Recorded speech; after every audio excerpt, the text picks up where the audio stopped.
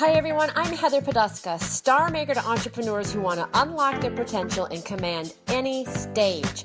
Welcome to Thrive, the show where I bring you tips, resources, and people to help you create a more abundant life and business. You are in for high value content coming to you from industry leaders who are growing their business, making an impact, and rocking their brands. Welcome to the show. Here we go. Hey everyone, I'm Heather Poduska, founder of the Brand Star Academy, where I teach entrepreneurs how to be powerful, profitable speakers and create their own celebrity personal brands.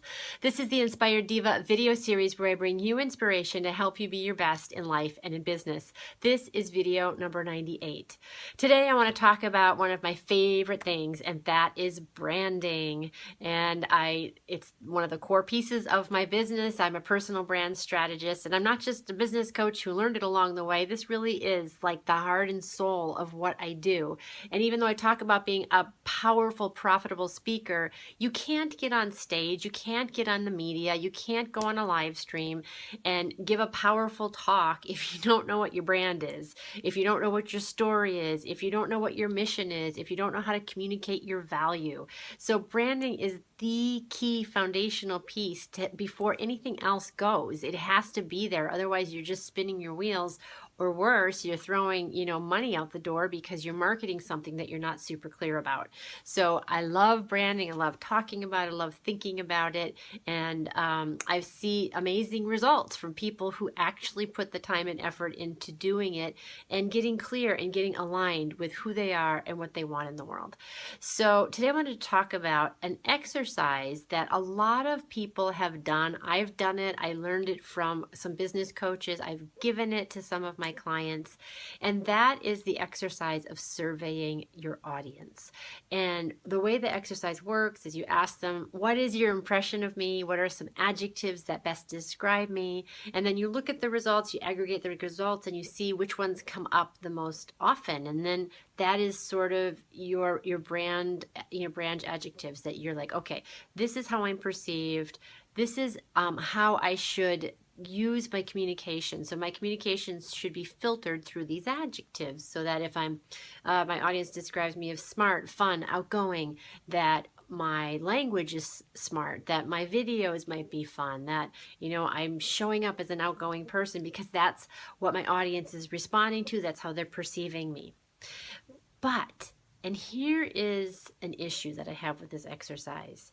It can be very limiting to a person who isn't in alignment quite yet, because your audience might be picking up on things that are either outdated for you. Maybe there's something gurgling up on the inside that's trying to come out that's not quite there yet, and the audience hasn't picked up on it. Maybe you haven't been comfortable expressing it, or maybe you've outgrown some of the adjectives and you just haven't made that shift yet, and it doesn't feel like hand to glove. And what happens is you can get very, very boxed in. And I've done this exercise. Maybe some of you have given me some great feedback about my brand, and I know that for me, one of the things that sort of got left behind is fun and funny and silly and edgy, and those are things that I really like. I'm just a big goofball, but I like to be edgy too. There's definitely an edge to me, and if that's not present, I don't feel like I have my edge. And that for a long time that didn't come back for feedback for me because I wasn't projecting it. And that's one of the things I wanted to talk about, is that it's our responsibility to take ownership of the brand. It's held in the mind of our audiences, but we can influence what that perception is.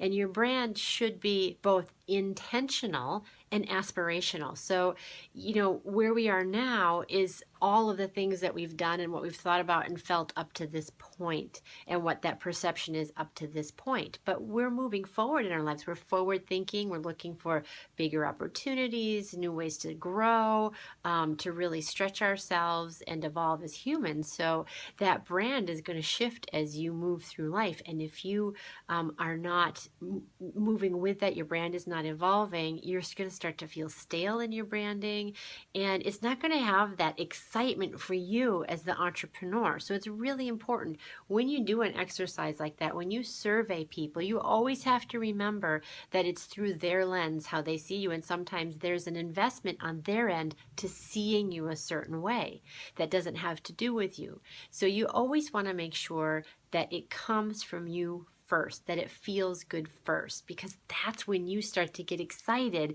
and the magic starts to happen.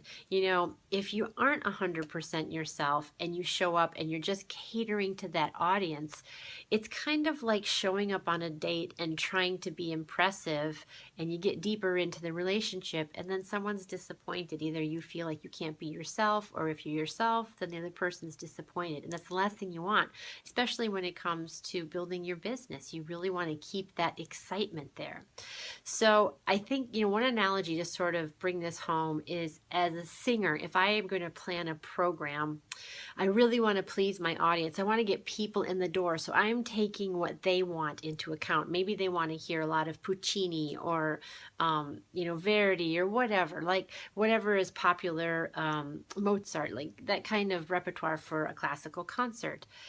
And I have to be careful as a singer to make sure that the repertoire suits my voice. If I go out and sing Wagner and I'm not a Wagnerian soprano and I'm doing it just to please my audience, I am going to shred my chords and I'm not going to be happy.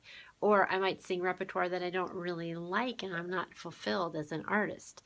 And on the flip side, if I like something very obscure, like maybe some Philip Glass music, and that's a small percentage of the audience that's going to be familiar with that, and I'm not going to have an audience. So it's this dance with the audience of, showing up in a way that fulfills the promise, but also is in alignment with who you are, where you're going, your integrity, your deeper soul, your deeper expression of yourself, and keeping that relevant and at the forefront as much as possible.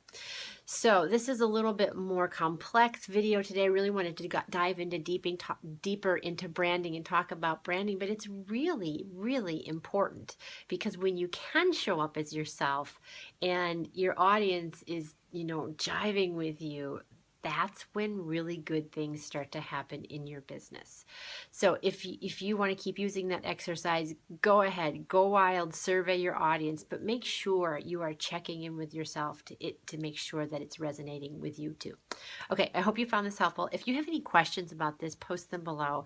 Also, if you'd like to know how to use your brand to position yourself as an industry leader so people see you as the go-to expert and you can command higher fees, you can click the link in the comments to grab my free gift to you, 7 steps to become an industry star. Until next time, here's to hitting all your high notes. Take care. Bye-bye.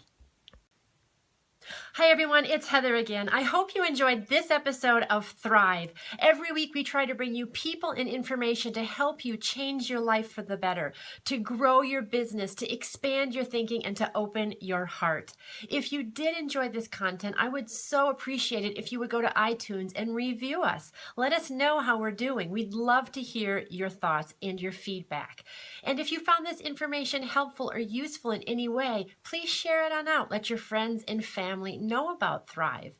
And finally, if you'd like to know more about me, you can visit me at heatherpoduska.com. Until next time, here's to hitting all your high notes.